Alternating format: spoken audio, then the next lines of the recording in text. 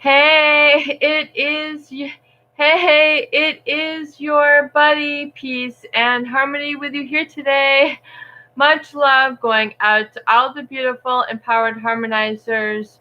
We are zooming in and focusing in on a Peace and Harmony live Q&A, and I didn't have time. It has been a super busy week, and I just have not had time to get organized enough to kind of schedule and announce a Q&A live. So a lot of people have been asking to do that. So I'm just going to buckle down, and I'm going to end. Well, I don't know. Are we coming in? Can you guys hear me? Hey, Texas Sweet. Okay, great. Awesome. I didn't know if you guys could hear me. I was coming in on a live. I wanted to launch. I am so sorry. It has been a super busy week, and I wanted to get some of the usuals posted, but I've just been inundated. A lot of different things have come up. So I wanted to buckle down and kind of like zoom in and focus in on more of a interactive. Hey, Kay Cole, good to see you. Oksana ML, hey, cool. I'm glad you guys can see me because it's kind of like a new ordeal here. But I wanted to focus in, and I see Michelle C. Cool. I wanted to focus in on sort of that fog mindset. So, I mean, I just want to be able to kind of start there and kind of hear you, like if you have any Q&A or things like that you want to do live or interactive, and just make some of that more available. So a lot of people seem to bring to my attention just sort of how do you unhinge, or like when you're kind of you're in between trying to sort things out, and you're not sure how big to make it or how big a leap to make it, or how decisive you should be or confident, and really like live larger. Hey, Jeffrey Sherman, cool. I'm glad you're here, because it's like so much of it is like there's all this audacity and like this overwhelm and intimidation by people who are narcissistic or psychopathic. They give you that everything that you need, sort of that you were missing. So it's like you feel like a part or an inner organ or a part of you don't really feel that you should let go, because you would probably really embrace them in a lot of the role that they pivoted you in on.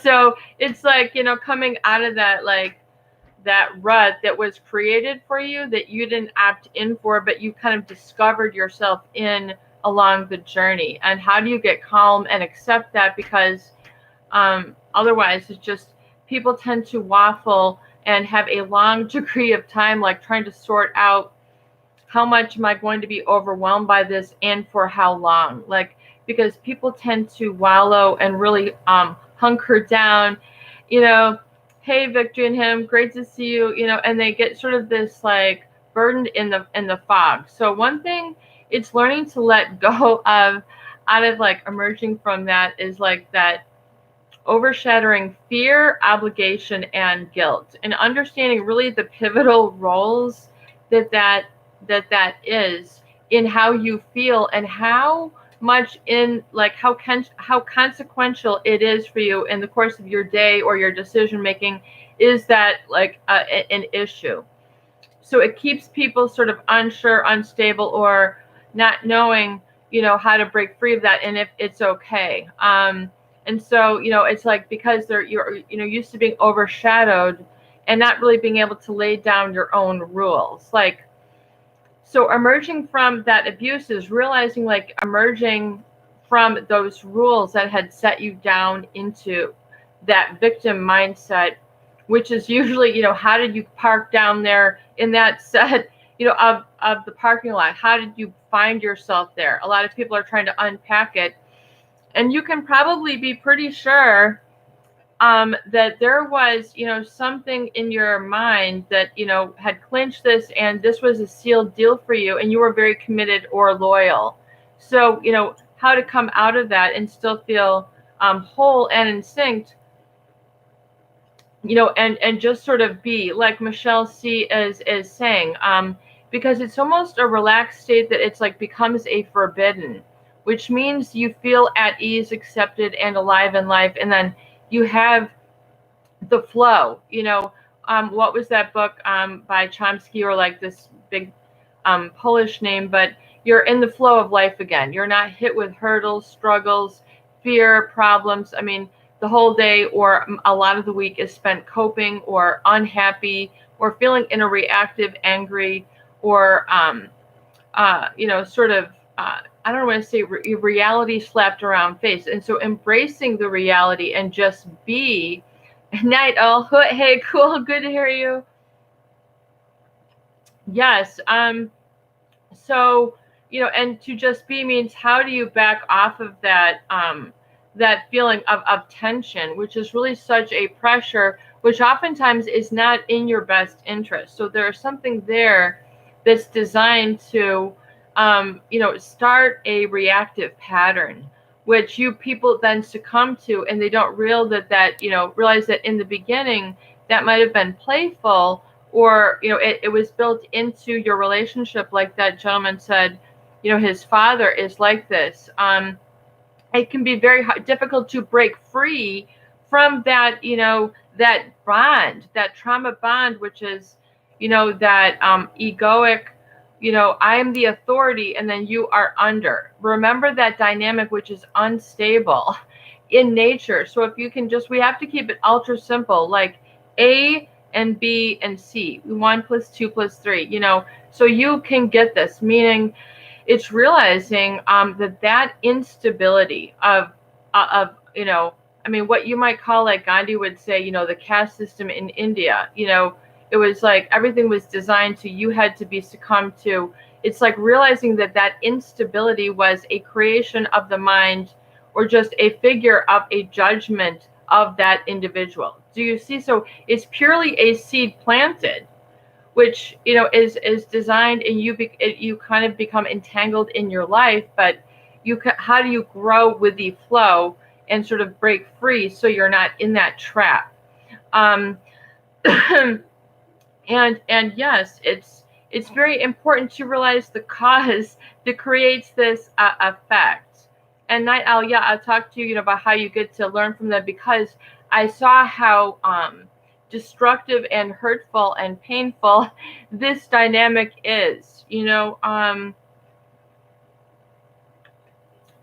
I just have to have some 7-Up here. So I've seen the hurt, the harm that it is caused, that I feel oftentimes is preventable. So if you talk about, I would think in medicine, like we're here in the US, and it's very difficult because our medical system is not based on prevention. It's based on like aftercare. Once you have a problem, then you seek attention, but there's a lot of preventative that you can do that would keep you out of that whole charade of the healthcare system. So understanding, I would say, the cause, that creates the effect, is to understand that very simple dynamic that is set up, that of your feeling, your emotional state, which is your energy and motion. We're just talking about being and feeling okay, alive. Hey, Dwayne Outdoors. Hey, I'm glad you made it on. Yeah, and where they sort of get into that crazy making, and you just can't, sort of get into that flow state, which is backing out of that fog. Like, so how do you, feel that you're like uplifted, and life really begins to like click into place, and you're feeling larger, and you're not in the bullied down or that sort of blocked and stuck position. So the cause that creates the effect is looking at the prevention. So if you understand that dynamic was set up as really literally like a moment in your existence, like there was several times that then reinforced that. And then part of you unknowingly, but automatically, like we say here on the channel, it doesn't make you, like we're saying, your feeling and reaction is as natural as a knee-jerk reaction. So it's a natural fight or flight to be, to accept that, because there's no other way out. Oftentimes, right? Right. And all sorts of crazy making can go on, like Craig said, where they have fake accounts or they blow things out of proportion. where that grandiose thinking and sort of they become very pushy and sort of exploitative of others, meaning, having a general disregard or a numbness or callousness. And then you go to the other side of the spectrum, which is, a lack of consciousness, period, which is designed to really cause you pain. So the whole problem is that, there's a cause of pain in the cause that creates this effect of getting into that fog. So realizing that that dynamic was set for expedience, for a convenience, for a moment, and you don't have to buy into that. So unpacking that is learning to realize that you were strong in that moment, but you were not yet cognizant at that time. So we talk about in psychology the role of metacognition, which is your ability to think about what you're thinking about. So like, coming back in time and now you're realizing you don't want to be this away. Like they're saying, I just don't want that sort of tension and that fog and to feel like I'm being misled. Nico has a question. Why would someone move closer to their parents when they're aware of being emotionally abused or neglected by their parents growing up, feeling unloved, aware of the damage? So why would someone move closer to their parents? Well, because they're so locked into that dynamic. In other words, this is what I really talk about, on the channel is why does that cycle of abuse, continue? Why do people reinforce that? Why does that pain become a reinforce mechanism? A reinforce mechanism, meaning why would you move closer? Why would you continue that and reward and reinforce that painful relationship? Oftentimes people feel that there's so much of their existence, their I am, their identity is intertwined with being, sort of hurt, sort of flavored in. Excuse me, but like that sort of pain is part of the push and pull or the tug and dynamic. And that, because of that, people then feel that that's how they must approach all things, and they don't realize that they have a choice or a free will to be or not to be that way in that moment. In other words, to have your own set of rules. So they're afraid to adopt their own rules, so they continue to go back. The lure really becomes that as strong, I would say, as that of addiction. And Dwayne Outdoors, he's talked about that as well. That there is that cycle, and then how do you second guess? You don't know if it's a little rewarding and a little good, or you're all the way sunk in hook, line, and sinker, or maybe you're backing out of the sludge. But the moving closer is because they have not seen the other way out, like the window that you are okay to be free and let go, and you have what it takes. Like you are, but that you kind of never get a certain validation from them because of that sort of boundary that they will operate from. There is no there is oftentimes not that clear and honest, open and honest communication, because they don't like to exist or be in that level, to always have that tension or that maybe that adrenaline, of that lure for power.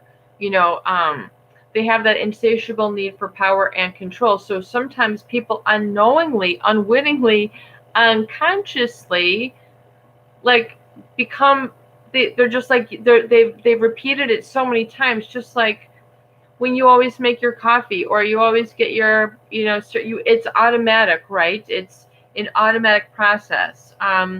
You're on autopilot. Like, so sometimes that abuse cycle becomes almost as ingrained as autopilot as making your coffee or how you always brush your teeth. So that's why I talk about, like, in the book that I'm working on, resensitizing yourself and looking at those micro decisions and realizing you have freedom in those moments. I mean, I've always been interested in, that creativity, and that's really what I studied, was like psychology and English, and then went on into master's into education. But there's so much more that I found in that social dynamic that really kind of encompassed all those areas. It's really odd how all this has evolved. Like, and so to be into really that place where you're not just dealing, but you're living, you know. So it's like, you know, if you're coping all the time, it's because there is not that mindset. Which, gosh, that is so important. I think we were talking about that in learned helplessness. Yes, totally, Joanne. Yes, that's like even getting into that. Really, you're into then that apathy living.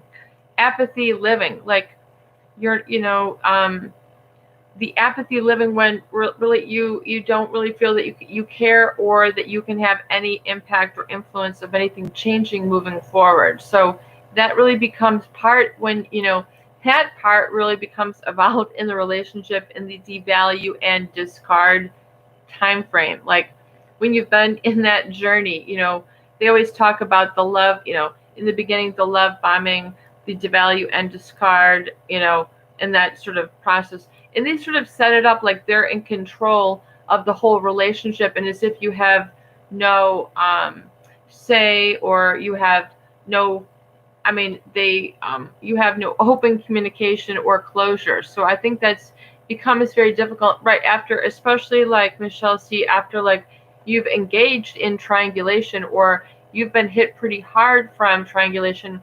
How do you resolve that tension? Like you just have to keep throwing a 1-2 punch or something. You feel emotionally hurt. You know, you just back off of that sort of play. You don't get involved in that negative, even thought frame. I mean, and just loosen it up from your life, because sometimes it has people have such a deep grip of it, you know, around them that they are literally, you know, like Dwayne Doris said, it's you've learned very well how to be helpless. I mean, you could, you know, A plus, you know, how many people are, you know, have you learned at average? B, you have to get into a self-evaluation so that automatic process, you know, like we're saying, when you're on autopilot, so that your emotions are not on autopilot. Like we're really breaking this down. Like I'm so glad we can do this live, but like, so you have to get into the kinesthetic body of it.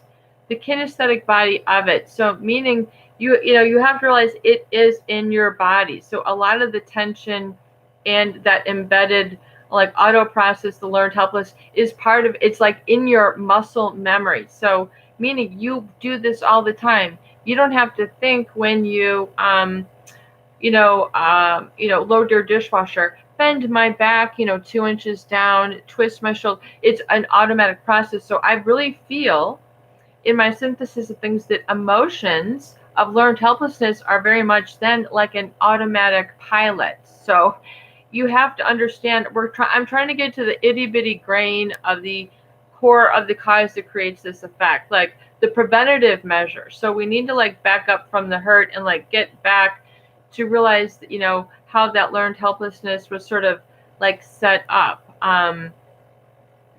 you know, and it was just routed and reinforced, especially then by a lot of emotions as well. So emotions sort of, you know, begin to really solidify it. Um, so, you know, that, and then that is then what is then damaged, but that is one that you have to then recover.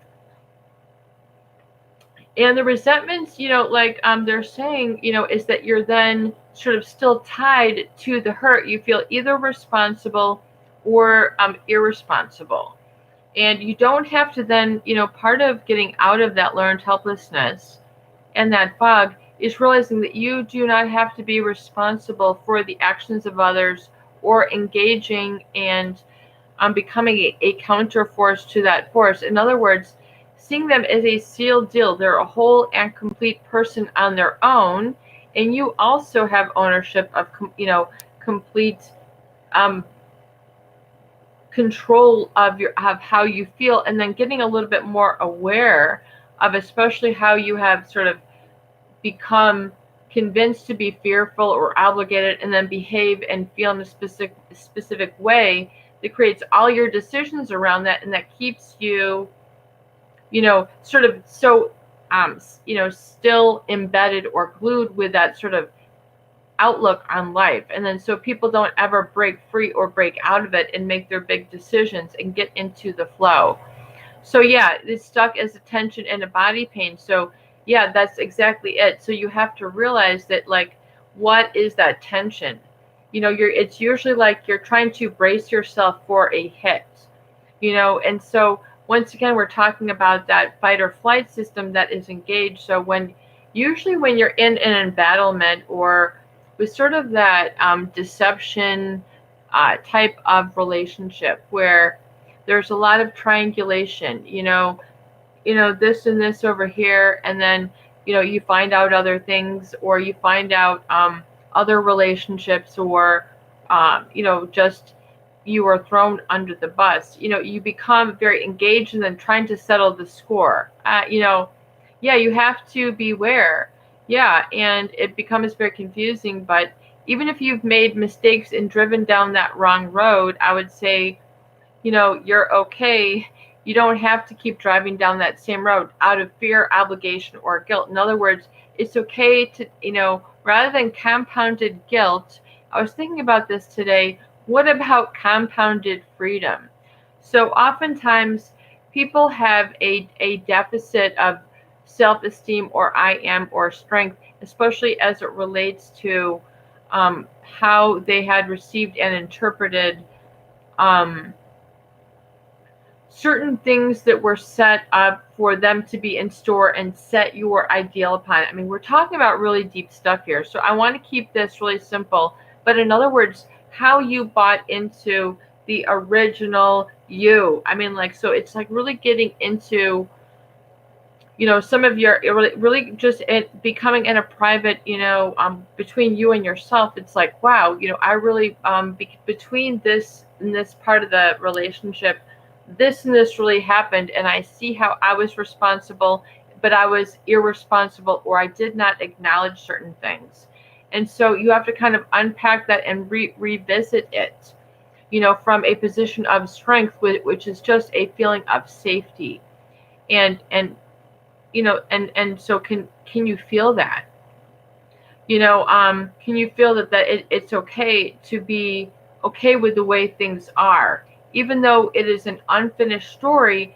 Can it be sort of left there and be okay, without entering into more of that negative back and forth, which is really reinforcing that learned helplessness, and picking up and coming out of that is and is really crucial. But and then changing your behavior. So especially in those very small decisions, like you become in pain, and that's usually because you've been sort of bracing yourself, and so you have to say, what, I am free of trying to be responsible for rules that I cannot follow. You have to then set your own rules, meaning if there are certain things that have been done against you and that violate your standards, then you have to say, that is where I cut the line, and that's where I stop. And you have to be the one to admit that and put one's foot down. And even if you put your foot down gently, it might take you 3 days to put your foot down. I don't know. You choose, but eventually you will put your foot down, very gently on the earth, or, wherever that is. Hopefully, just putting your foot down, literally knowing where you stand. I would say any champion, anyone who has overcome, which is always kind of an interest for me, are like people who have overcome very specific hardship, which is really, especially right now, we're in the midst of a pandemic and everything, and a lot of people are having to overcome a lot. So that endurance strategy is really crucial. And so how do you pick up on that real survival, like, not having an angry grip on things, but having a victory grip on things.